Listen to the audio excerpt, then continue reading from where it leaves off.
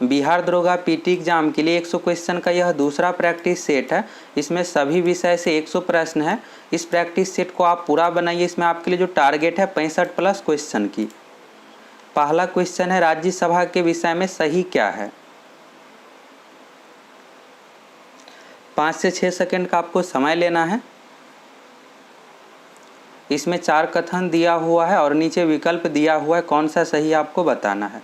First कथन है यह एक अस्थाई सदन है, तो बिल्कुल सही है। राज्यसभा को ऊपरी सदन कहा जाता है और राज्यसभा अस्थाई परमानेंट सदन है, इसे विघटित नहीं किया जा सकता, यह भी सही है। 1/3 सदस्य प्रति दूसरे वर्ष सेवानिवृत्त हो जाते हैं, यह भी सही है। चौथा यहाँ पर जो कथन दिया हुआ यह गलत है, इसकी अवधि 6 वर्ष है, यह गलत दिया हुआ है। राज्यसभा अस्थाई सदन है, तो यहाँ पर जो अवधि दिया हुआ है 6 वर्ष, यह गलत है। राज्यसभा के जो सदस्य होते हैं उसका कार्यकाल होता है 6 वर्ष। राज्यसभा का कार्यकाल 6 वर्ष नहीं होता, यह एक अस्थाई सदन है, इसलिए यहाँ पर टाइम का कोई चर्चा ही नहीं होगा। इसकी अवधि जो है 6 वर्ष, यह गलत दिया हुआ है। और कुछ पॉइंट याद रख लीजिएगा एग्जाम से रिलेटेड। राज्यसभा के सदस्यों की अधिकतम संख्या 250 है। वर्तमान समय में अभी राज्यसभा में जो सदस्य है 245 और राज्यसभा के सदस्य 6 वर्ष के लिए निर्वाचित किए जाते हैं। राज्यसभा के सदस्य का कार्यकाल होता है 6 वर्ष और लोकसभा का कार्यकाल होता है 5 वर्ष। अगला क्वेश्चन है भारत का पहला जीवमंडल संरक्षित क्षेत्र कौन सा है।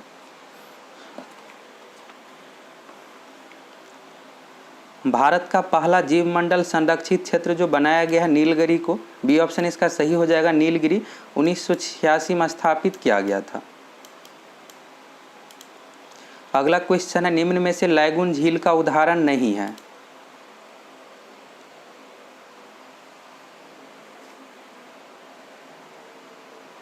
लैगून झील जो कहा जाता है, समुद्र के तट के किनारे जो झील होता है उसको लैगून झील कहा जाता है। लैगून झील का दूसरा नाम अनूप झील भी है। एग्जाम में इस तरह से भी पूछा जा सकता है कि अनूप झील का उदाहरण कौन सा है, यह भी याद रख लीजिएगा। फर्स्ट ऑप्शन में जो दिया हुआ चिल्का झील, यह उड़ीसा में है। लैगून झील का उदाहरण है, समुद्र के तट पर है। कोलेरू झील जो है आंध्र प्रदेश में, यह भी लैगून झील का उदाहरण है। अष्टमुदी झील यह जो है केरल में है, यह भी लैगून झील का उदाहरण है। लेकिन डी ऑप्शन में जो दिया हुआ है सांभर झील, यह राजस्थान में है। राजस्थान में समुद्र नहीं है। सांभर झील वायु द्वारा निर्मित झील है। सांभर झील भी खारे पानी का झील है। जितने भी लैगून झील होते हैं सभी खारे पानी यानी नमकीन पानी का झील होता है। एक और पॉइंट याद रख लीजिएगा, पुलिकट झील भी लैगून झील है और यह तमिलनाडु में है। सांभर झील का याद रख लीजिएगा, यह वायु द्वारा निर्मित झील है। अगला क्वेश्चन, एक वस्तु का भार पृथ्वी की सतह पर मापने पर 100 न्यूटन आता है, उसका भार चंद्रमा की सतह पर मापने पर कितना होगा।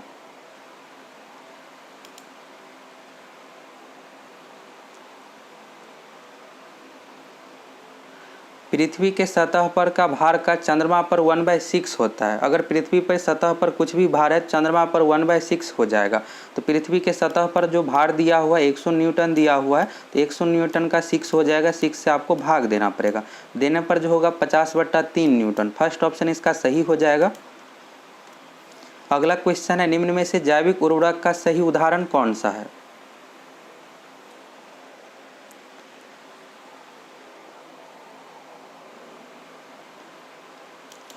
फर्स्ट ऑप्शन में दिया हुआ यहाँ पर माइक्रोरीजल फंगी, यहाँ पर माइकोरीजल होगा, क्रो नहीं होगा। इसको माइकोरीजल फंगी पढ़िएगा। इसका दूसरा नाम है माइकोराइजा, फूफंद या फंगी, कवक भी कह सकते हैं। माइकोरीजल फंगी यह जो है जैविक उर्वरक का उदाहरण है। ब्लू ग्रीन सवाल यानी नील हरित सवाल, यह भी जैविक उर्वरक का उदाहरण है। लेकिन थर्ड ऑप्शन में जो दिया हुआ बैसिलस थुरिनजेनेसिस, यह जो है जैविक कीटनाशक है। बैसिलस थुरिनजेनेसिस कीटनाशक के रूप में इसका प्रयोग किया जाता है, तो याद रख लीजिएगा यह एक कीटनाशक है। सही आंसर जो हो जाएगा फर्स्ट और सेकंड। फर्स्ट ऑप्शन इसका सही हो जाएगा, केवल 1-2 सही है। थर्ड जो दिया हुआ है बैसिलस थुरिनजेनेसिस, यह एक कीटनाशक उर्वरक के रूप में इसका प्रयोग नहीं किया जाता है। अगला क्वेश्चन है निम्नलिखित में से किस स्थान पर हुई हिंसक घटना के कारण महात्मा गांधी ने असहयोग आंदोलन स्थगित कर दिया था।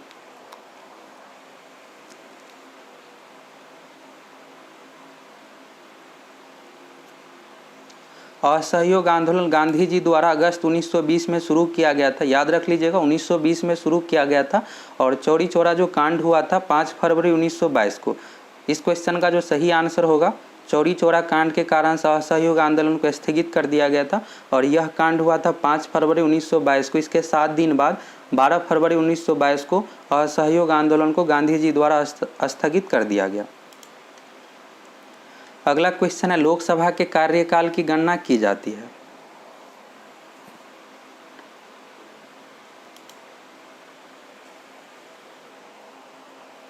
लोकसभा के कार्यकाल की जो गणना की जाती है प्रथम अधिवेशन की तिथि से। डी ऑप्शन इसका सही हो जाएगा और 5 वर्ष होता है। लोकसभा का कार्यकाल 5 वर्ष होता है और राज्यसभा एक अस्थायी सदन, इसलिए कोई कार्यकाल इसका नहीं होगा। सही आंसर हो जाएगा प्रथम अधिवेशन की तिथि से। अगला क्वेश्चन है, चेचक का टीका निम्नलिखित में से किसके द्वारा खोजा गया?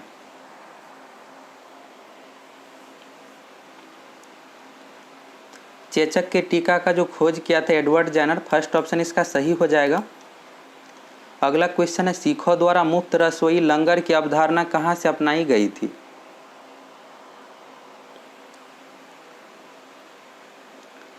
लंगर की अवधारणा जो अपनाई गई है सूफी दरगाहों से। बी ऑप्शन, सी ऑप्शन इसका सही हो जाएगा, सूफी दरगाहों से। अगला क्वेश्चन है, कैंपोस तथा लैनोस उष्णकटिबंधीय सवाना घास स्थल आमतौर पर कहाँ पाए जाते हैं?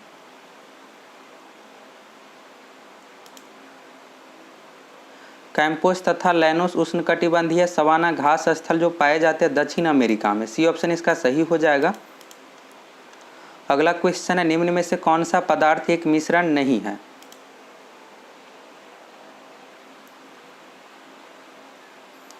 बी ऑप्शन में दिया हुआ आइसक्रीम। आइसक्रीम भी मिश्रण का उदाहरण है। आइसक्रीम में जो होता है दूध हो गया, पानी हो गया, क्रीम हो गया, यह सभी मिला हुआ रहता है। चीनी भी मिला रहता है। वायु भी मिश्रण है। वायु में विभिन्न सारे गैस होते हैं, जैसे हो गया नाइट्रोजन, ऑक्सीजन, कार्बन डाइऑक्साइड और धूलकण, यह सभी मिला होता है। शहद भी एक मिश्रण का उदाहरण है। शहद में जो होता है फ्रुक्टोज और सुक्रोज। एग्जाम में पूछा जाता है कि शहद का मुख्य घटक क्या है, तो फ्रुक्टोज है। बर्फ इसका सही आंसर हो जाएगा। बर्फ जो है यौगिक है। बर्फ पानी को जमा कर बनाया जाता है और पानी का जो रासायनिक सूत्र है H2O है। एग्जाम में एक और पॉइंट याद रख लीजिएगा एग्जाम के लिए, साधारण जल का जो अनुभार होता है 18 होता है और एग्जाम में यह भी पूछा जाता है कि भारी जल का अनुभार कितना होता है। तो भारी जल का जो रासायनिक सूत्र है D2O है। इसका पूरा नाम हो गया ड्यूटेरियम ऑक्साइड और भारी जल का अनुभार होता है 20 और साधारण जल यानी H2O का जो अनुभार होता है 18 होता है। याद रख लीजिएगा। सही आंसर होगा इस क्वेश्चन का बर्फ। अगला क्वेश्चन है, निम्न में से कौन सा भारतीय राज्य नेपाल, भूटान एवं चीन की सीमाओं से लगती है?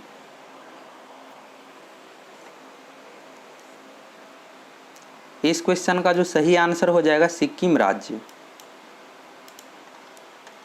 अगला क्वेश्चन है, वर्तमान समय में भारत में कुल कितने केंद्र शासित प्रदेश है?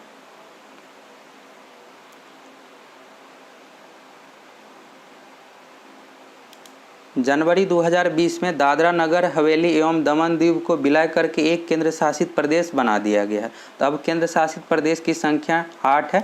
सी ऑप्शन इसका सही हो जाएगा और राज्यों की संख्या टोटल 28 है। यह भी याद रख लीजिएगा। दादरा नगर हवेली एवं दमन दीव की राजधानी दमन है। अगला क्वेश्चन है, निम्न में से कौन सा हड़प्पा कालीन स्थल गुजरात में स्थित नहीं था?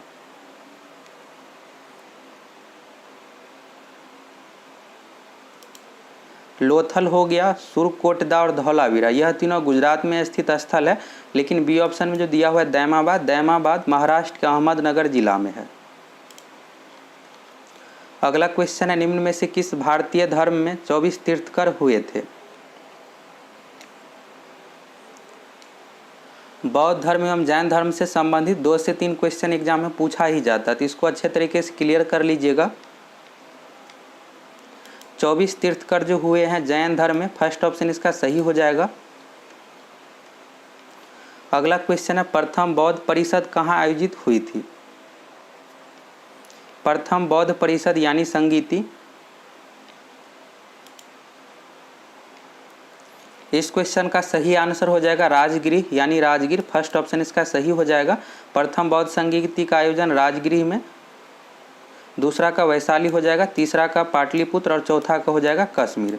सीरियल से याद रख लीजिएगा, एक क्वेश्चन यहाँ से भी पूछा जाता है।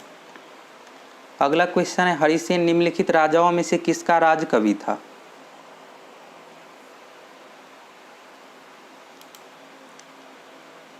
इस क्वेश्चन का सही आंसर हो जाएगा डी ऑप्शन समुद्रगुप्त। अगला क्वेश्चन है शिवाजी के समसामयिक मराठा संत का नाम था।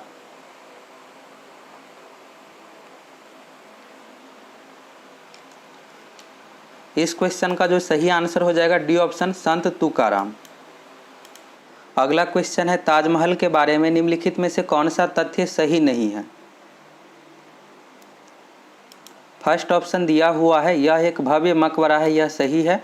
इसका निर्माण शाहजहां ने किया था, यह भी सही है। यह आगरा फोर्ट के बाहर स्थित है, यह भी सही है।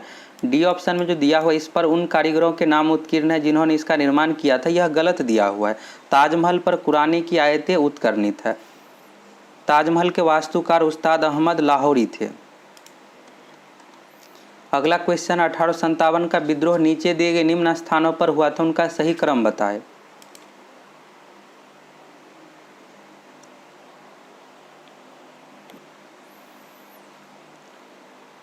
एग्जाम में यहाँ से क्वेश्चन पूछा जाता है। 1857 का विद्रोह सबसे पहले जो हुआ था बैरकपुर पश्चिम बंगाल में, फर्स्ट नंबर पर हो जाएगा बैरकपुर। 29 मार्च 1857 को मंगल पांडे द्वारा बैरकपुर 34वीं रेजिमेंट में विद्रोह किया गया था। एग्जाम में एक क्वेश्चन पूछा गया है प्रीवियस ईयर्स में मंगल पांडे से संबंधित, तो याद रख लीजिएगा 34वीं रेजिमेंट के सिपाही थे बैरकपुर में। बैरकपुर है पश्चिम बंगाल में, फर्स्ट नंबर पर हो जाएगा बैरकपुर। दूसरे नंबर पर होगा मेरठ। मेरठ में जो विद्रोह हुआ था 12 मई 1857 को। तीसरे स्थान पर हो जाएगा दिल्ली और चौथे स्थान पर हो जाएगा झांसी। झांसी में विद्रोह हुआ था जून 1857 में। इस क्वेश्चन का जो सही आंसर हो जाएगा डी ऑप्शन, 4 2 3 1। इस तरह से यह सीरियल से है। बैरकपुर में सबसे पहले हो जाएगा, इसके बाद मेरठ, इसके बाद हो जाएगा दिल्ली और चौथे स्थान पर झांसी। अगला क्वेश्चन है भारत में प्रांतीय स्वायत्तता शुरू की गई थी।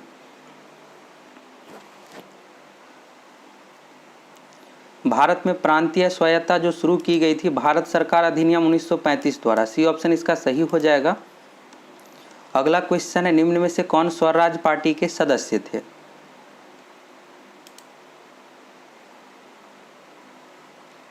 स्वराज पार्टी की स्थापना मोतीलाल नेहरू एवं CR दास यानी चित्तरंजन दास द्वारा 1923 में किया गया।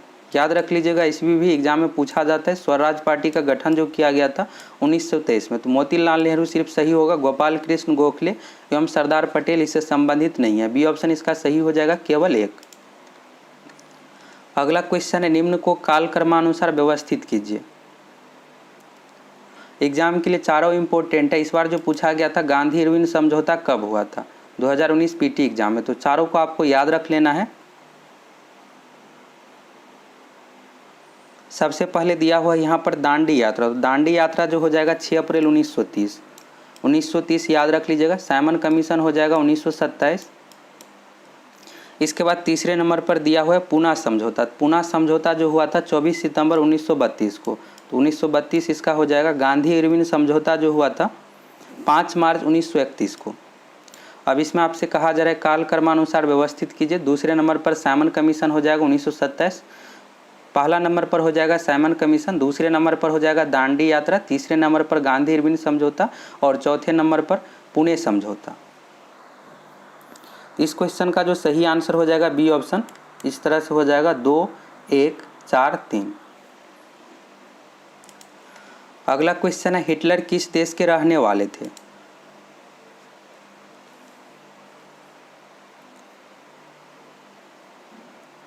हिटलर जर्मनी के रहने वाले थे। एडोल्फ हिटलर जर्मनी के रहने वाले थे। फर्स्ट ऑप्शन इसका सही हो जाएगा। एक प्रसिद्ध पुस्तक का नाम याद रख लीजिएगा, मीन कैंप पुस्तक जो है हिटलर का है, यह एग्जाम में पूछा जाता है। अगला क्वेश्चन है भारतीय संविधान की प्रस्तावना में किस प्रकार की न्याय की बात नहीं कही गई है। प्रस्तावना की जगह पर उद्देशिका भी दे दिया जाता है, तो उद्देशिका प्रस्तावना को ही कहा जाता है। प्रस्तावना को आप पूरे अच्छे तरीके से याद रख लीजिएगा। एग्जाम में इस तरह से भी पूछ दिया जाएगा, प्रस्तावना का 2 लाइन दे दिया गया रहता है और बीच का खाली स्थान में पूछ दिया जाता है। प्रस्तावना में जो न्याय का बात कहा गया है सामाजिक, आर्थिक एवं राजनीतिक न्याय का, लोकतांत्रिक न्याय का बात नहीं कहा गया है। तो सी ऑप्शन इसका सही हो जाएगा, लोकतांत्रिक या नहीं कही गई है। अगला क्वेश्चन है भारतीय संविधान अपनाया गया था। भारतीय संविधान को अंगीकार जो किया गया है 26 नवंबर 1949 को। डी ऑप्शन इसका सही हो जाएगा।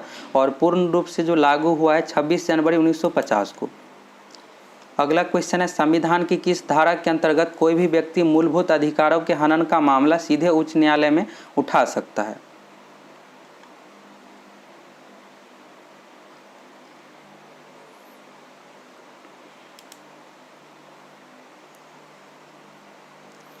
मूलभूत अधिकारों के हनन का मामला सीधे उच्चतम न्यायालय में जो उठा सकता है, इसका जो वर्णन अनुच्छेद 32 में, सही आंसर हो जाएगा धारा 32। अनुच्छेद 32 में संवैधानिक उपचारों के अधिकार का वर्णन है। अगला क्वेश्चन है, भारत के उपराष्ट्रपति के निर्वाचन मंडल में शामिल है?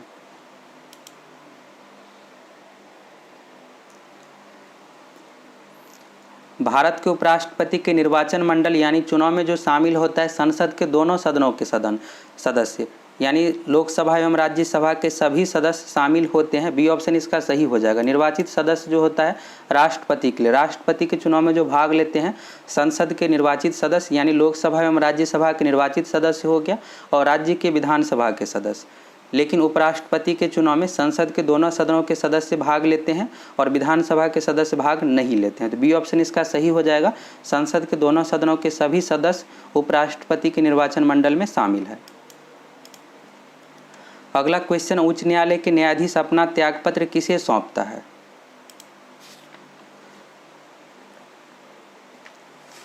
उच्च न्यायालय के न्यायाधीश की नियुक्ति जो की जाती है राष्ट्रपति द्वारा, सभी पॉइंट एग्जाम के लिए इंपॉर्टेंट है, तो याद रख लीजिएगा। उच्च न्यायालय के न्यायाधीश की नियुक्ति राष्ट्रपति द्वारा की जाती है और उच्च न्यायालय के न्यायाधीश अपना त्यागपत्र भी राष्ट्रपति को ही देता है। सही आंसर हो जाएगा इस क्वेश्चन का राष्ट्रपति। उच्च न्यायालय के न्यायाधीश को शपथ राज्यपाल दिलाते हैं। और उच्चतम न्यायालय यानी सर्वोच्च न्यायालय से रिलेटेड भी याद रख लीजिए, सर्वोच्च न्यायालय के न्यायाधीश की नियुक्ति राष्ट्रपति द्वारा की जाती है।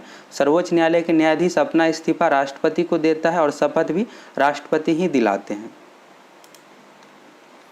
अगला क्वेश्चन है, विधान परिषद के कुल सदस्यों में से, अच्छा सा क्वेश्चन है, एग्जाम में इस तरह का क्वेश्चन पूछा जा सकता है।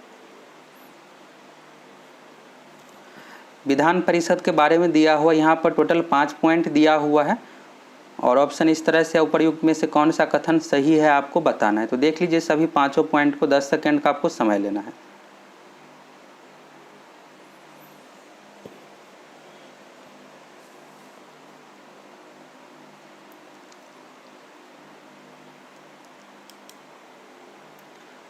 यह विधान परिषद से रिलेटेड क्वेश्चन है। फर्स्ट में दिया हुआ यहाँ पर 1/3 सदस्य स्थानीय निकाय जैसे नगर पालिका, जिला बोर्ड आदि के द्वारा चुने जाते हैं, यह सही है। 1/12 सदस्य राज्य के स्नातक मतदाताओं द्वारा निर्वाचित होते हैं जिनमें कम से कम 3 वर्ष पहले डिग्री मिल चुकी हो, यह भी सही है। इसके बाद दिया हुआ 1/12 सदस्यों का निर्वाचन 3 वर्ष से अध्यापन कर रहे अध्यापक करते हैं, लेकिन ये अध्यापक माध्यमिक स्कूलों से कम नहीं होने चाहिए, यह भी सही है पॉइंट। 1/3 भाग विधानसभा के सदस्यों द्वारा निर्वाचित होते, यह भी सही है। 5वां जो दिया हुआ यह गलत दिया हुआ, एग्जाम में कई बार ये 5वां पॉइंट पूछा जाता है, तो इसको याद रख लीजिएगा।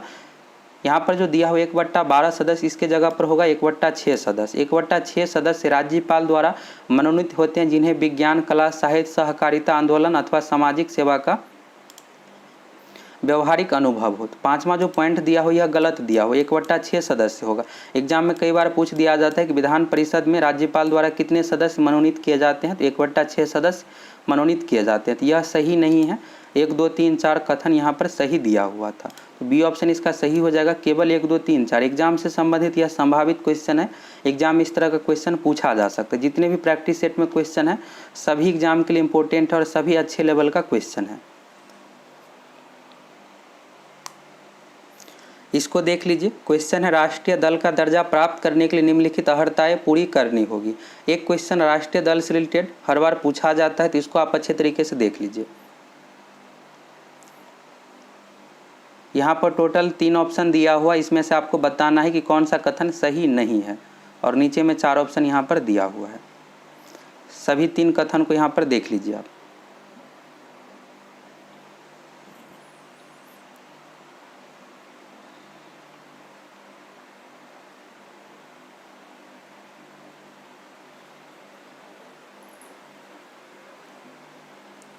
फर्स्ट कथन यहाँ पर दिया हुआ है, यदि वह लोकसभा एवं विधानसभा के आम चुनाव में 4 या अधिक राज्यों में वैध मतों का 6% प्राप्त करता है तथा उसके साथ किसी राज्य या राज्यों से लोकसभा में 4 सीट प्राप्त करता है। यह सही है। कई बार एग्जाम में पूछ दिया जाता है कि कितने राज्य से चुनाव जीतना चाहिए, तो 4 राज्य, यह याद रख लीजिएगा।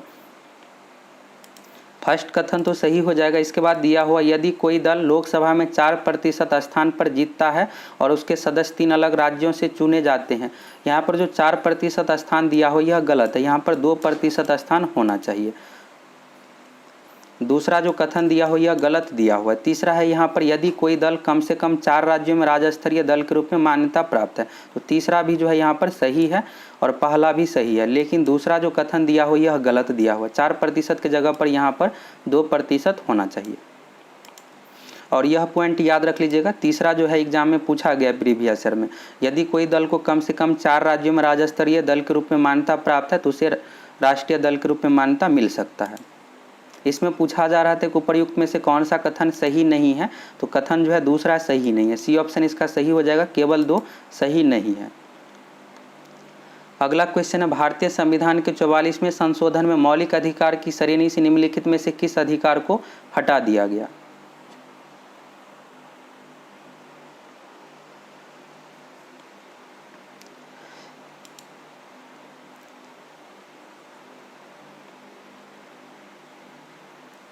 चौवालीसवें संविधान संशोधन द्वारा मौलिक अधिकार से संपत्ति का अधिकार को हटा दिया गया। ए ऑप्शन इसका सही हो जाएगा।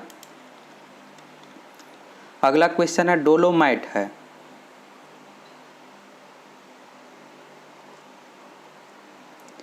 डोलोमाइट कैल्शियम एवं मैग्नीशियम कार्बोनेट से बना है और यह एक अवसादी चट्टान है। ए ऑप्शन इसका सही हो जाएगा, अवसादी शैल। अगला क्वेश्चन है, निम्नलिखित में से कौन सा सही सुमेलित नहीं है? यहाँ पर रेगिस्तान दिया हुआ है और स्थान दिया हुआ है।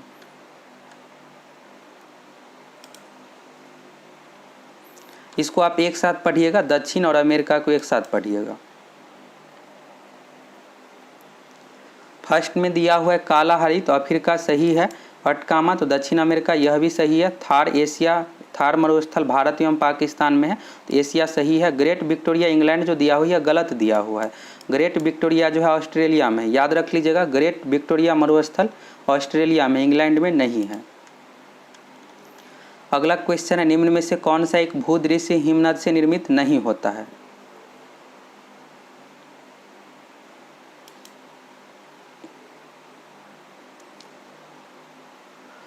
हिमनद से कौन सा आकृति का निर्माण नहीं होता है? तो इस क्वेश्चन का सही आंसर हो जाएगा बी ऑप्शन, विसर्प।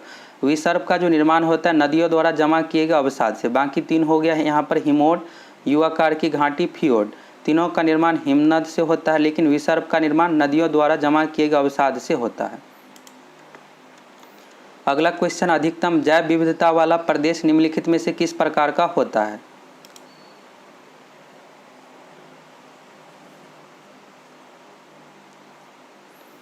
अधिकतम जैव विविधता वाला प्रदेश जो होता है विश्वतीय प्रदेश में। डी ऑप्शन इसका सही हो जाएगा। विश्वतीय प्रदेश में उच्च तापमान एवं उच्च आर्द्रता होती है, इस कारण से वर्षा अधिक होता है, तो सही आंसर जो होगा विश्वतीय प्रदेश। अगला क्वेश्चन है, डेट्रियट निम्नलिखित उद्योगों में से किसके लिए प्रसिद्ध है?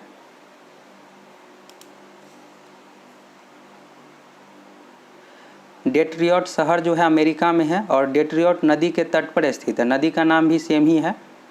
यह जो संबंधित ऑटोमोबाइल उद्योग से, डी ऑप्शन इसका सही हो जाएगा। अगला क्वेश्चन है, बिहार का विषाद शोक है। बिहार का शोक जो कहा जाता है कोसी नदी को, बी ऑप्शन इसका सही हो जाएगा। अगला क्वेश्चन है, निम्नलिखित में से मुद्रास्फीति का मुख्य कारण कौन सा है? इस क्वेश्चन का जो सही आंसर हो जाएगा बी ऑप्शन, पूंजी पूर्ति में वृद्धि। अगला क्वेश्चन है, ग्रीन बैंकिंग का अर्थ है।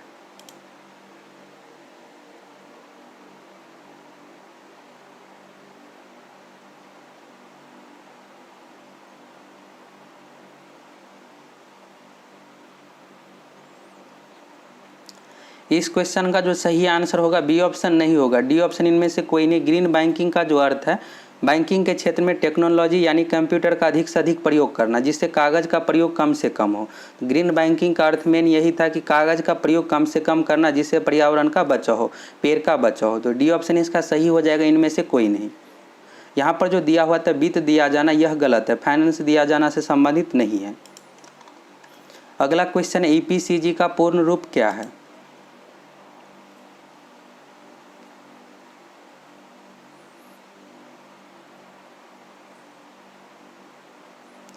इसमें आपको ईपीसीजी का फुल फॉर्म बताना है।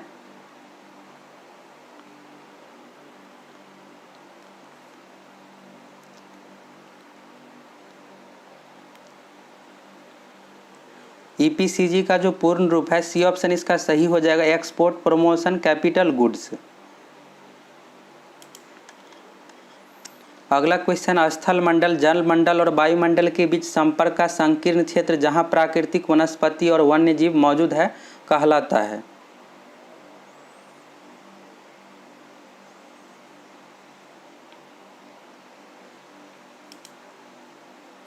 यहाँ पर जैव मंडल का परिभाषा ही पूछा गया है, तो इसको जो कहा जाता है जैव मंडल, फर्स्ट ऑप्शन इसका सही हो जाएगा।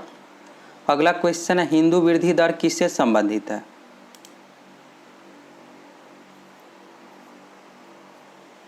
हिंदू वृद्धि दर जनसंख्या से संबंधित नहीं है, जीडीपी से संबंधित है। सी ऑप्शन इसका सही हो जाएगा, जीडीपी। कई बार जीडीपी के जगह पर राष्ट्रीय आय भी दिया हुआ रहता है, तो अगर ऑप्शन में जीडीपी नहीं रहेगा तो राष्ट्रीय आय में आपको आंसर देना है। अगला क्वेश्चन है निम्नलिखित में से कौन सा वन्य जीव अभ्यारण्य बिहार के मुंगेर जिले में स्थित है?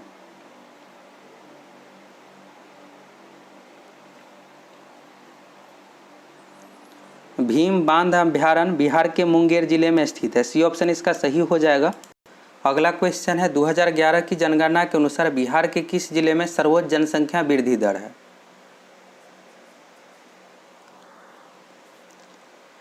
इस क्वेश्चन का जो सही आंसर हो जाएगा फर्स्ट ऑप्शन मधेपुरा। अगला क्वेश्चन है विश्व खुशहाली दिवस मनाया जाता है। विश्व खुशहाली दिवस प्रत्येक वर्ष जो मनाते हैं 20 मार्च को, फर्स्ट ऑप्शन इसका सही हो जाएगा। अगला क्वेश्चन है निम्नलिखित में से कौन सा सही सुमेलित नहीं है?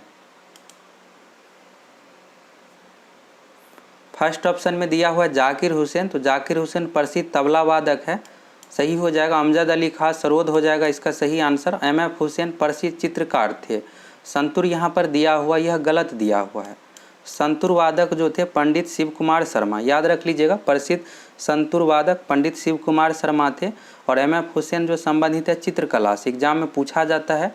बिस्मिल्लाह खां का शहनाई हो जाएगा, 2001 में भारत रत्न से भी सम्मानित किया गया है।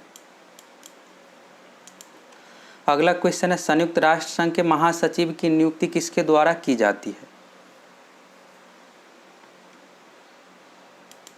संयुक्त राष्ट्र संघ के महासचिव की नियुक्ति महासभा द्वारा की जाती है, लेकिन ऑप्शन में यहाँ पर देखिएगा डी ऑप्शन में जो दिया हुआ है सुरक्षा परिषद की सिफारिश पर महासभा द्वारा, तो डी ऑप्शन इसका सबसे सही होगा। सुरक्षा परिषद के सिफारिश पर ही महासभा द्वारा नियुक्ति की जाती है। अगर यह ऑप्शन में नहीं रहता डी ऑप्शन, तब महासभा आप दे सकते थे आंसर।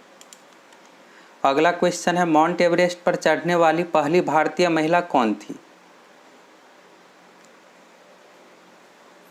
यहाँ पर जितने भी नाम दिए हुए हैं सभी एग्जाम के लिए इम्पोर्टेंट है, आपको एक एक करके याद रख लेना है। फर्स्ट ऑप्शन में दिया हुआ है जुनको तुवई, यह विश्व की प्रथम महिला थी माउंट एवरेस्ट पर चढ़ने वाली, 1975 में माउंट एवरेस्ट पर चढ़ी थी और यह जापान की रहने वाली थी। बी ऑप्शन में दिया हुआ यह सही आंसर हो जाएगा, पहली भारतीय महिला बछेंद्री पाल 1984 में माउंट एवरेस्ट पर चढ़ी थी। अरुणिमा सिन्हा का भी नाम याद रख लीजिएगा, भारत की प्रथम दिव्यांग महिला है माउंट एवरेस्ट पर चढ़ने वाली। और संतोष यादव यहाँ पर नाम दिया हुआ, तो यह 2 बार चढ़ी है माउंट एवरेस्ट पर, एक बार हो गया 1992 में और दूसरी बार 1993 में। तो सभी नाम एग्जाम के लिए इम्पोर्टेंट है। विश्व की प्रथम महिला जुनको तुवई, भारत की प्रथम महिला बछेंद्री पाल और दिव्यांग महिला अरुणिमा सिन्हा, और भारत की प्रथम महिला 2 बार चढ़ने वाली है संतोष यादव। अगला क्वेश्चन है क्योटो प्रोटोकॉल क्या है?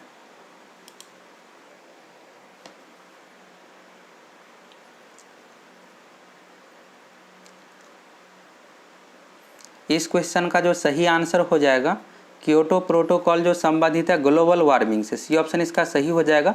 यह ग्लोबल वार्मिंग को कम करने के लिए उपाय करने के लिए देशों के बीच करार होता है। अगला क्वेश्चन है पारित तंत्र में खाद्य श्रृंखलाएं आहार श्रृंखलाएं के संबंध में निम्नलिखित कथनों पर विचार कीजिए। खाद्य श्रृंखला से संबंधित क्वेश्चन है। यहाँ पर 2 कथन दिया हुआ और नीचे में ऑप्शन दिया हुआ है, आपको बताना है उपर्युक्त में से कौन सा कथन सत्य है।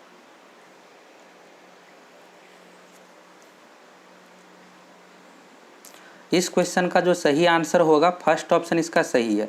खाद्य श्रृंखला के अंतर्गत पर्यावरण के विभिन्न घटकों के बीच ऊर्जा का प्रवाह होता है, यह सही है। दूसरा इसमें से जो दिया हुआ है खाद्य श्रृंखला उस प्रत्येक जीव की संख्याओं को जो दूसरे के द्वारा खाई जाती है का प्रदर्शन करती है, यह गलत दिया हुआ है। फर्स्ट इसका सही है, सही आंसर हो जाएगा केवल 1। अगला क्वेश्चन है निम्नलिखित में से किस क्षेत्र को पृथ्वी का फेफड़ा कहा जाता है।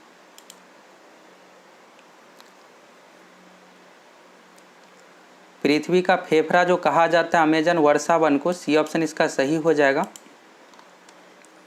अगला क्वेश्चन, हमारी आंख का कौन सा भाग पराबैंगनी बी विकिरण का अवशोषण करता है।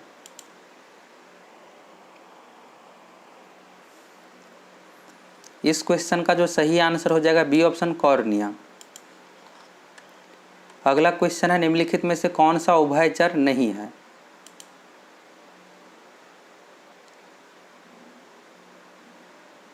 उभयचर यानी जल और स्थल दोनों में रह सकता है। मेढक हो गया, तोड़ और सैलामेंडर, यह तीनों जो है उभयचर है, लेकिन समुद्री घोड़ा यह जो है मछली कैटेगरी के अंतर्गत है। समुद्री घोड़ा हिप्पोकैम्पस वर्ग के अंतर्गत है और यह मछली है, तो डी ऑप्शन इसका सही हो जाएगा, सिर्फ पानी में ही रह सकता है। अगला क्वेश्चन है निम्नलिखित में से कौन सा सही सुमेलित नहीं है।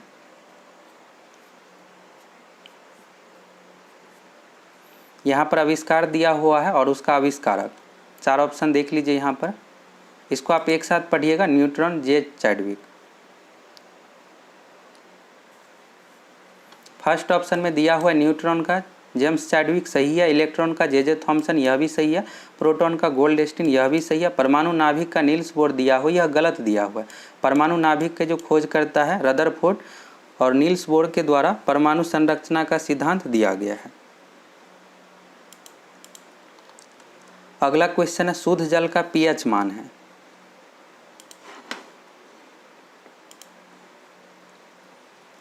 शुद्ध जल का जो पीएच मान होता है 7.0 यानी 7 होता है और रक्त का पीएच मान होता है 7.4।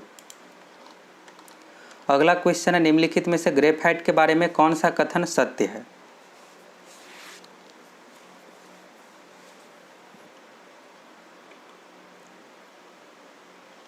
आपको बताना है ग्रेफाइट के बारे में इसमें से कौन सा कथन सत्य है।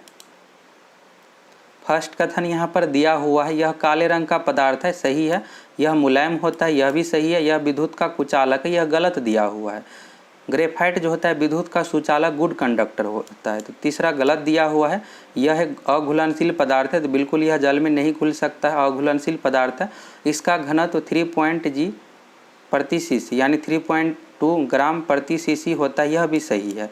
तीसरा जो दिया हुआ यह विद्युत का कुचालक है, यह गलत दिया हुआ है।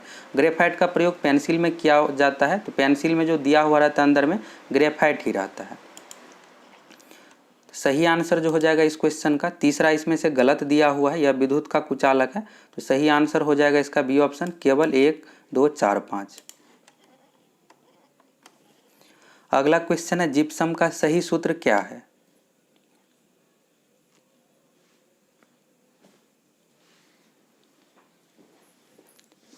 जिप्सम का जो सही सूत्र होगा CaSO4 × 2H2O, ए ऑप्शन इसका सही हो जाएगा। बी ऑप्शन में जो दिया हुआ है Cu कॉपर दिया हुआ है, तो कैल्शियम सल्फेट होता है, याद रख लीजिएगा। Cu नहीं होगा, फर्स्ट ऑप्शन इसका सही होगा। अगला क्वेश्चन है जर्मन सिल्वर मिश्र धातु का संघटक है।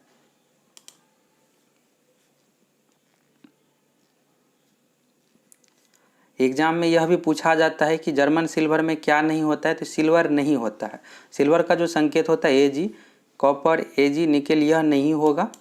सही आंसर जो हो जाएगा इस क्वेश्चन का B option, copper, zinc, nickel होता है जर्मन सिल्वर में। सी ऑप्शन में जो दिया हुआ है कॉपर, टीन और फास्फोरस, पी से होता है फास्फोरस, फास्फोरस का संकेत है। इसका प्रयोग मुद्रा धातु यानी सिक्का बनाने के लिए किया जाता है। डी ऑप्शन में जो दिया हुआ कॉपर, टीन और जिंक, इसका प्रयोग गन मेटल यानी बंदूक बनाने में किया जाता है।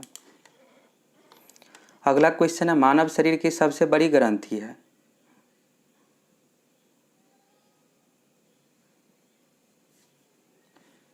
मानव शरीर की जो सबसे बड़ी ग्रंथि है यकृत, यकृत का ही इंग्लिश नाम है लीवर, ये ऑप्शन इसका सही हो जाएगा। मानव शरीर की जो सबसे छोटी ग्रंथि है पीयूष ग्रंथि, पिट्यूटरी ग्रंथि हो जाएगा। अगला क्वेश्चन है मानव शरीर की एक पतली और मजबूत डोरी जो पेशी को अस्थि से जोड़ता है कहलाता है।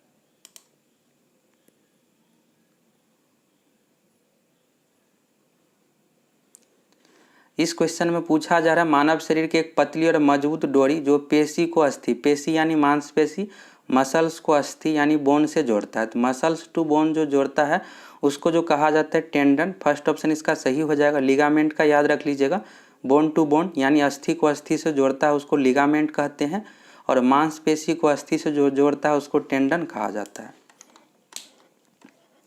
अगला क्वेश्चन है निम्नलिखित में से कौन सी एक दवा पीड़ाहारी है।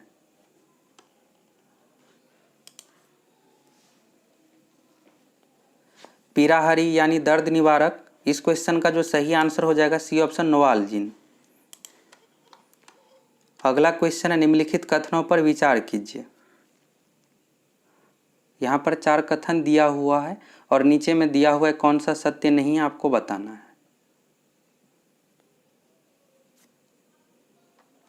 पहला कथन है पौधे एवं जंतुओं भोजन के मुख्य स्रोत है, यह सही है। सभी पौधे की जड़ तथा तना, पुष्प और पत्तियों को खाया जाता है, यह गलत दिया हुआ है। आप सभी पौधे की जड़, तना, पुष्प, पत्तियां को नहीं खा सकते। कुछ पौधे का खाने योग्य भाग जड़ होता है, कुछ पौधे का तना और कुछ पौधे का पुष्प।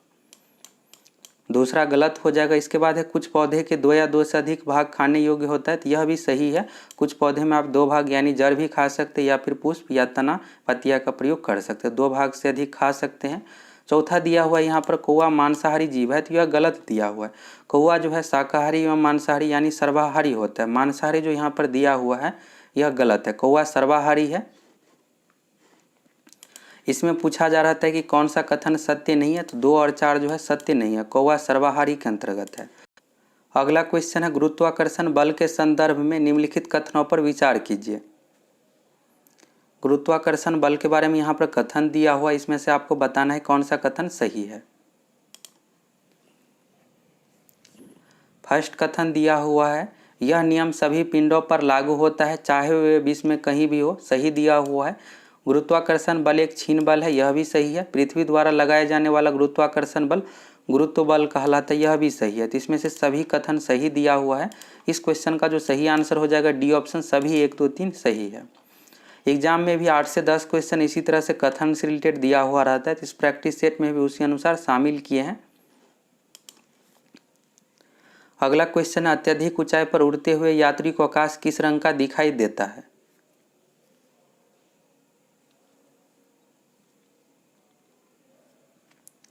इस क्वेश्चन का जो सही आंसर हो जाएगा बी ऑप्शन, काला।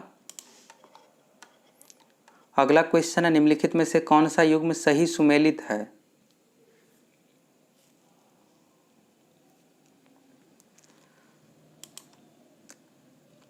फर्स्ट में दिया हुआ है विद्युत आवेश का मात्रक एम्पियर, यह गलत दिया हुआ है। विद्युत आवेश का जो मात्रक होता है कूलम्ब होता है, विद्युत धारा का मात्रक होता है एम्पियर, और विद्युत धारा मापने का जो यंत्र है अमीटर है। तो सिर्फ 3 सही है, तो सही आंसर हो जाएगा सी ऑप्शन, केवल 3। अगला क्वेश्चन है मनिका बत्रा किस खेल से संबंधित है। इस क्वेश्चन का जो सही आंसर हो जाएगा फर्स्ट ऑप्शन, टेबल टेनिस। अगला क्वेश्चन है 23वां राष्ट्रीय युवा महोत्सव 2020 का आयोजन कहाँ किया गया।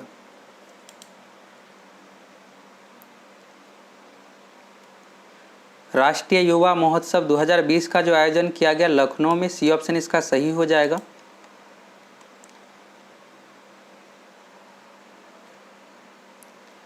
अगला क्वेश्चन अंतर्राष्ट्रीय पुरुष हॉकी विश्व कप 2023 का मेजबानी कौन सा देश करेगा। 2023 में अंतर्राष्ट्रीय पुरुष हॉकी विश्व कप का जो आयोजन किया जाएगा भारत में उड़ीसा राज्य में, डी ऑप्शन इसका सही हो जाएगा। अगला क्वेश्चन है, वर्ष 2020 में 8 मार्च को अंतर्राष्ट्रीय महिला दिवस मनाया गया। इस बार महिला दिवस का थीम क्या है? जितने भी महत्वपूर्ण दिवस है, जैसे हो गया महिला दिवस, पर्यावरण दिवस, जल दिवस, पृथ्वी दिवस, इन सभी से संबंधित दिवस तो आपको याद रखना ही है। सभी स्टूडेंट को दिवस याद रहता है। तो अब जो है एग्जाम में थीम पूछ दिया जाता है, थीम भी याद रख लीजिएगा। सभी दिवस का थीम नहीं याद रखना है, आप 8 से 10 जो इम्पोर्टेंट दिवस है उसी का आपको थीम याद रखना है। तो आप रेगुलर रूप से प्रैक्टिस सेट दीजिएगा, तो एग्जाम के लिए आपका मैक्सिमम करेंट अफेयर्स का क्वेश्चन प्रैक्टिस सेट से ही क्लियर हो जाएगा। सभी अच्छे लेवल का क्वेश्चन है प्रैक्टिस सेट में करेंट अफेयर्स से। 8 मार्च को अंतर्राष्ट्रीय महिला दिवस मनाते हैं और इस बार 2020 में जो थीम है, फर्स्ट ऑप्शन इसका सही हो जाएगा, ईच फॉर इक्वल। अगला क्वेश्चन, राष्ट्रीय बायोफ्यूल पॉलिसी लागू करने वाला देश का पहला राज्य कौन सा है? इस क्वेश्चन का जो सही आंसर हो जाएगा राजस्थान। अगला क्वेश्चन है, चीन के हांगझोई शहर में 2022 में एशियन पैरा खेल का आयोजन किया जाएगा का शुभंकर किसे चुना गया है? यहाँ से आपको 2 पॉइंट याद रखना है। 2022 में एशियन पैरा खेल का आयोजन कहाँ किया जाएगा? तो चीन के हांगझोई शहर में, और इसके जो शुभंकर है, फर्स्ट ऑप्शन इसका सही हो जाएगा, फेई फेई।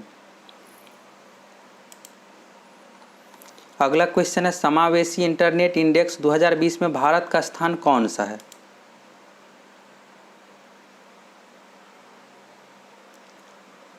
समावेशी इंटरनेट इंडेक्स 2020 में भारत का स्थान जो है 46वां है। रैंकिंग इंडेक्स को अच्छे तरीके से क्लियर कर लीजिएगा, यहाँ से 2 क्वेश्चन एग्जाम में पूछा जाता है। अगला क्वेश्चन है, ग्लोबल क्लाइमेट रिस्क सूचकांक किस संस्था द्वारा जारी किया जाता है? वैश्विक जलवायु जोखिम सूचकांक जो जारी किया जाता है, बी ऑप्शन इसका सही हो जाएगा, जर्मन वॉच संस्था द्वारा। अगला क्वेश्चन है, ग्लोबल बिहार एक्सीलेंस अवार्ड 2019 से किसे सम्मानित किया गया है? ग्लोबल बिहार एक्सीलेंस अवार्ड 2019 से जो सम्मानित किया गया पीयूष जायसवाल, सी ऑप्शन इसका सही हो जाएगा। अगला क्वेश्चन है, कोलकाता पोर्ट ट्रस्ट का नाम बदलकर क्या रखा गया है?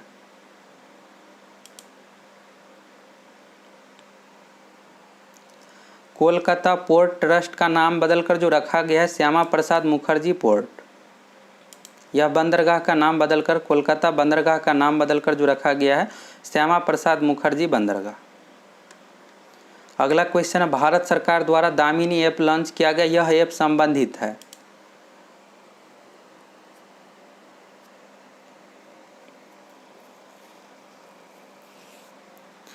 यह ऐप जो संबंधित है ठनका गिरने की सूचना देने से संबंधित, तो सही आंसर जो हो जाएगा सी ऑप्शन, बिजली गिरने से पहले सूचना देने के लिए। और बिहार में बिहार सरकार द्वारा जो ऐप लॉन्च किया गया इंद्रवज्र, यह भी याद रख लीजिएगा, इंद्रवज्र ऐप का जो संबंध है बिहार सरकार से, यह ऐप भी ठनका गिरने से पहले इसकी सूचना देगा। अगला क्वेश्चन, अभ्यास शक्ति सैन्य अभ्यास का संबंध किन 2 देशों के बीच है?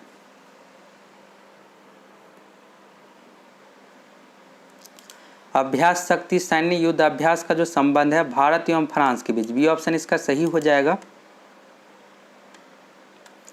अगला क्वेश्चन है, भारत के किस पूर्वोत्तर राज्य में संगई महोत्सव होता है?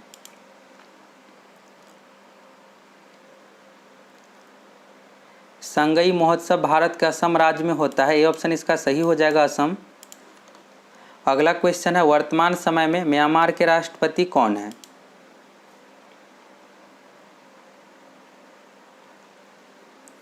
एक एक करके देख लीजिए। फर्स्ट ऑप्शन में दिया हुआ है डोनाल्ड ट्रंप, अमेरिका का राष्ट्रपति हो जाएगा। मार्सेलो रेबेलो दे मूसा पुर्तगाल के राष्ट्रपति है, याद रख लीजिएगा, पुर्तगाल के राष्ट्रपति एग्जाम के लिए इंपॉर्टेंट है। इसके बाद इब्राहिम मोहम्मद सोलिह, यह मालदीव के राष्ट्रपति है। इस क्वेश्चन का जो सही आंसर हो जाएगा डी ऑप्शन, इनमें से कोई नहीं। म्यांमार के जो राष्ट्रपति है विन मिंट, नाम याद रख लीजिएगा, म्यांमार के राष्ट्रपति विन मिंट है। अगला क्वेश्चन है, वर्तमान समय में भारतीय रिजर्व बैंक का गवर्नर कौन है?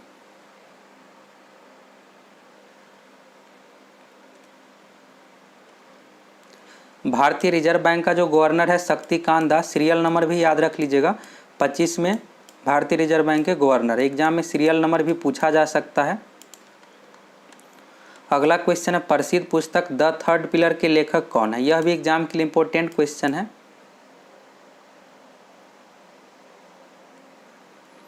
इस क्वेश्चन का जो सही आंसर हो जाएगा Raghuram Rajan. The third pillar के लेखक रघुराम राजन हैं। अगला क्वेश्चन है 12वां ब्रिक्स शिखर सम्मेलन 2020 का आयोजन कहाँ होगा?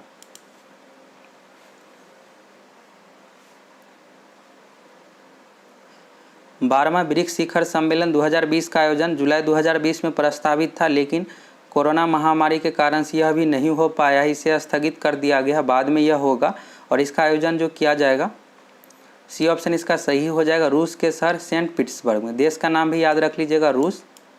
और 11वां का जो आयोजन किया गया था ब्राज़ील के शहर ब्राज़ीलिया में, यह भी याद रख लीजिएगा।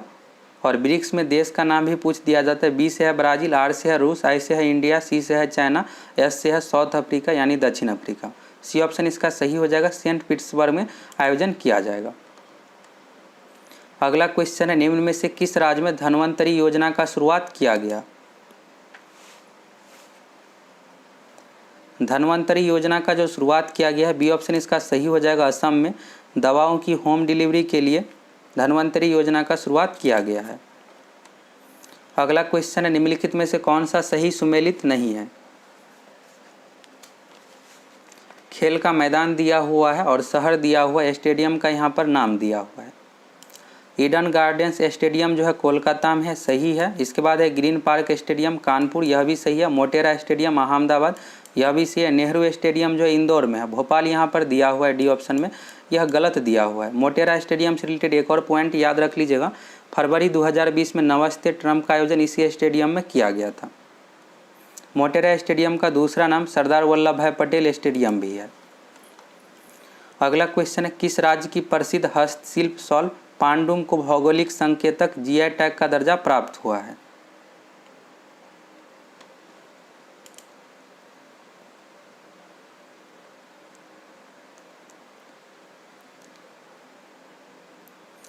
यह जो संबंधित है, इस क्वेश्चन का सही आंसर हो जाएगा सी ऑप्शन मिजोरम। अगस्त 2019 में जीआई टैग दिया गया है।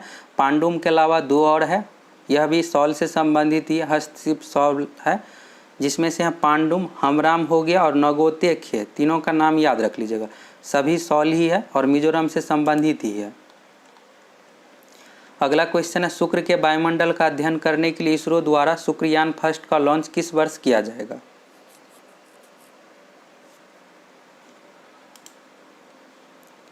इसरो द्वारा शुक्रयान फर्स्ट का जो लॉन्च किया जाएगा 2023 में। सी ऑप्शन इसका सही हो जाएगा।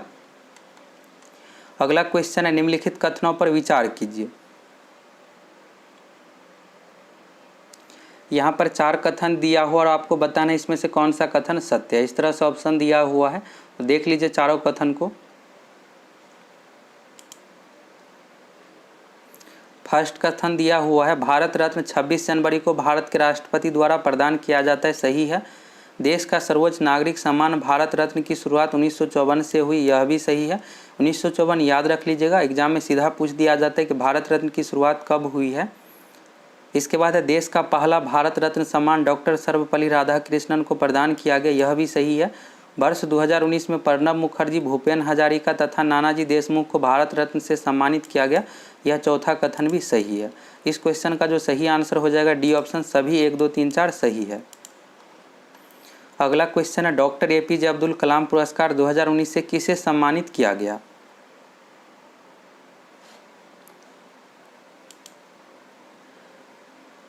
डॉक्टर एपीजे अब्दुल कलाम पुरस्कार 2019 से सम्मानित किया गया, ए ऑप्शन इसका सही हो जाएगा, डॉक्टर के सिवन। डॉक्टर के सिवन अभी वर्तमान समय में इसरो के चेयरमैन हैं। अगला क्वेश्चन है देश का पहला दिशा महिला पुलिस स्टेशन किस राज्य में खुला है?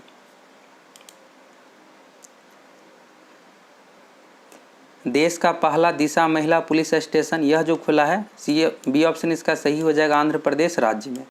अगला क्वेश्चन मैथ से संबंधित है। बिहार दरोगा पीटी एग्जाम के सिलेबस में मैथ नहीं दिया हुआ है। सिलेबस में जो दिया हुआ है जीके एवं करेंट अफेयर्स, लेकिन 2019 बिहार दरोगा के पीटी एग्जाम में 5 क्वेश्चन मैथ से पूछ दिया गया था। तो इस प्रैक्टिस सेट में भी 5 क्वेश्चन मैथ से है। चलिए देख लीजिए इसको पूरा। आप 1 मिनट का आपको समय लेना है और वीडियो को रोक करके पहले खुद से ज़रूर आप मैथ का क्वेश्चन सॉल्व कर लीजिएगा। क्वेश्चन है एक परीक्षा में उत्तीर्ण होने के लिए न्यूनतम 45% है।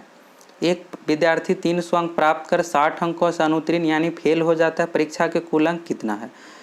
यहाँ पर उत्तीर्ण यानी पास होने के लिए न्यूनतम अंक का जो प्रतिशत है 45%, और विद्यार्थी को 300 अंक प्राप्त होता है, और 60 अंकों से अनुत्तीर्ण यानी फेल हो जाता है। तो विद्यार्थी को जो अंक मिला है 300 अंक, अगर विद्यार्थी को 60 और अंक मिल जाता तो फेल नहीं होता, 60 अंकों से फेल हो जाता है, यानी 60 और अंक मिल जाता तो फेल नहीं होता, यानी 360 अंक प्राप्त होने पर विद्यार्थी पास हो जाता। और पास का परसेंटेज कितना है तो 45% दिया हुआ है, तो 45 का यहाँ पर आप मान रख दीजिए 360।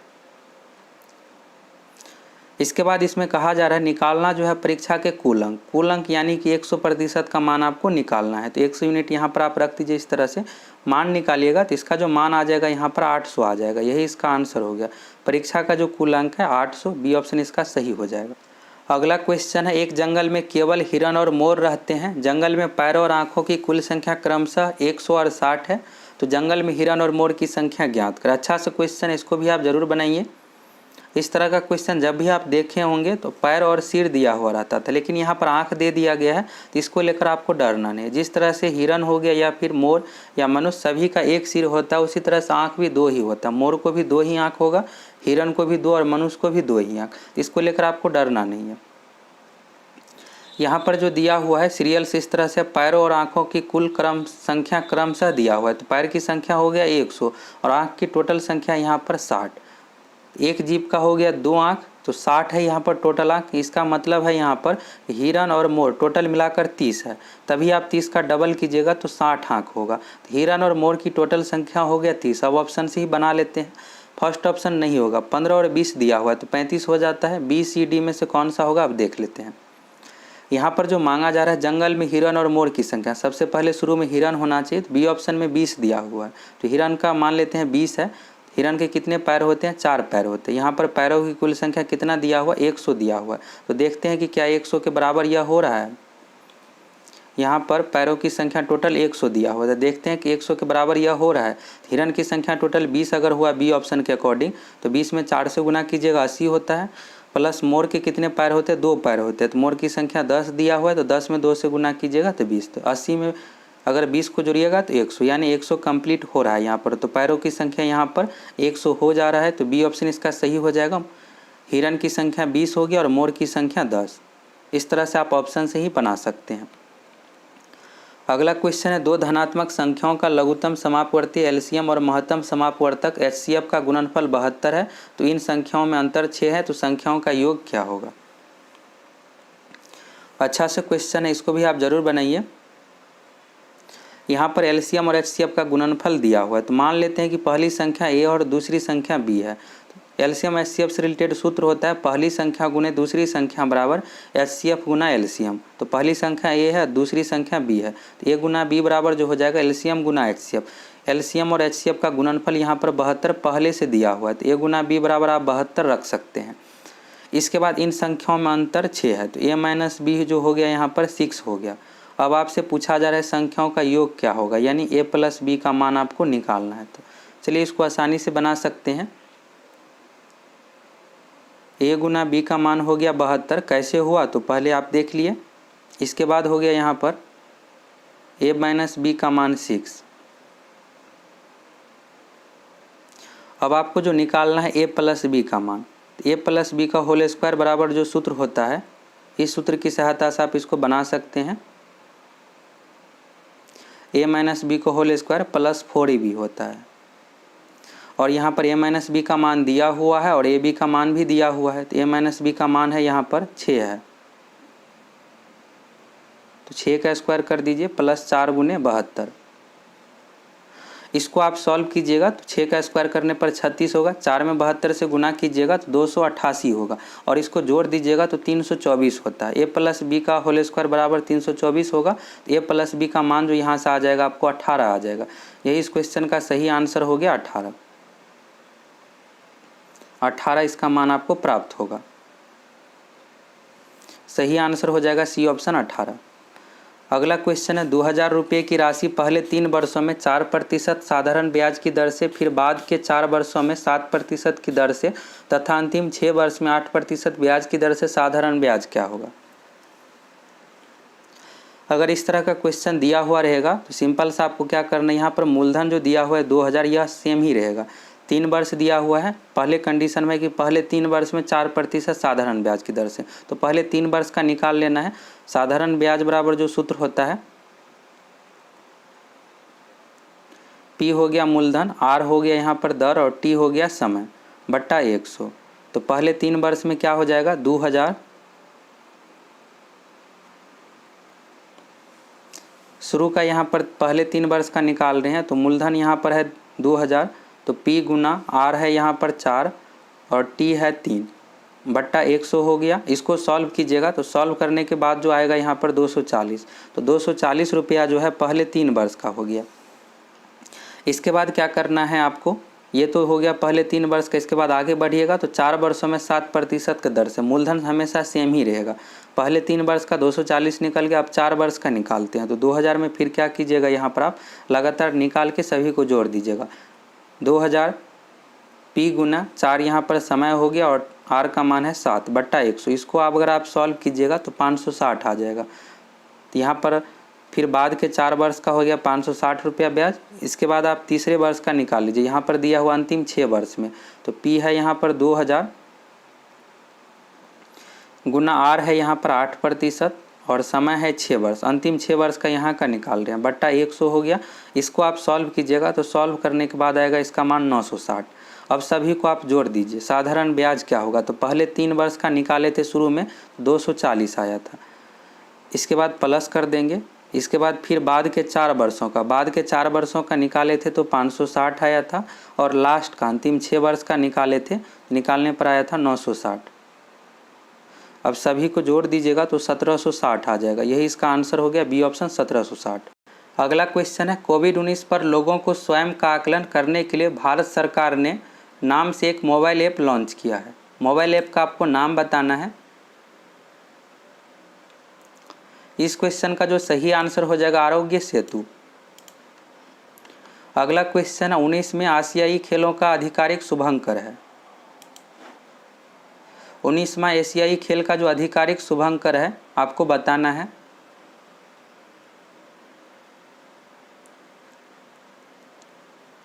सही आंसर हो जाएगा इनमें से सभी। फर्स्ट में दिया हुआ है कॉन्ग कॉन्ग, इसके बाद है लियानिलियन चेन चेन, यह सभी आधिकारिक शुभंकर है। अगला क्वेश्चन है, निम्नलिखित में से किस फिल्म को 66वें राष्ट्रीय फिल्म पुरस्कारों में सर्वश्रेष्ठ फीचर फिल्म घोषित किया गया है। देख लीजिए सभी ऑप्शन को।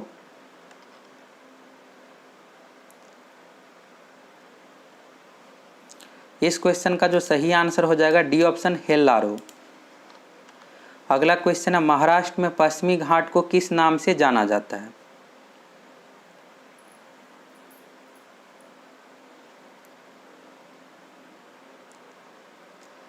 महाराष्ट्र में पश्चिमी घाट को जो जाना जाता है, बी ऑप्शन इसका सही हो जाएगा सह्याद्री के नाम से। अगला क्वेश्चन है, ब्लू इकोनॉमी का संबंध है। 2 ऑप्शन यहाँ पर दिया हुआ और आगे 2 ऑप्शन है।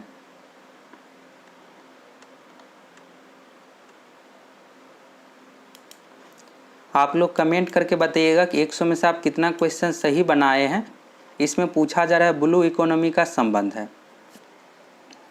इस क्वेश्चन का जो सही आंसर हो जाएगा बी ऑप्शन। ब्लू इकोनॉमी के तहत अर्थव्यवस्था समुद्री क्षेत्र पर आधारित होती है। इसमें पर्यावरण की सुरक्षा को भी ध्यान में रखते हुए डायनेमिक बिजनेस मॉडल तैयार किए जाते हैं। आप सभी चैनल को सब्सक्राइब करके जरूर जुड़ जाइए।